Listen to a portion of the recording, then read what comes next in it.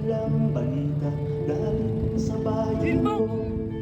Mas kung ipamahagi ang mga kwento at mga pangyayaring Oh, naunsa nung nas bugard to eh. pang ipinangako.